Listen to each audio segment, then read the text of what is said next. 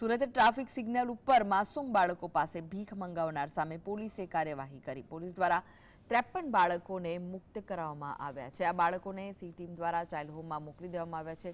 બાળકોના શિક્ષણ સંયુક્ત સહિતની પ્રક્રિયા પોલીસ દ્વારા શરૂ કરવામાં આવી। મહત્વનું છે કે સુરત પોલીસ કમિશનર દ્વારા ચલાવવામાં આવી રહેલા ભિક્ષુકટ ડ્રાઈવને લઈને પોલીસની સી ટીમ પેટ્રોલિંગમાં હતી। તે દરમિયાન અલગ અલગ ટ્રાફિક સિગ્નલો બાળકોને ભીખ માંગતા જોઈને તેઓને બોલાવી પૂછપરછ કરતા બાળકોએ તેના પિતા કે અન્ય ઈસમો દ્વારા ફુગ્ગા વેચવાના બહાને બળજબરી ભીખ મંગાવતા હોવાનું જણાવ્યું હતું।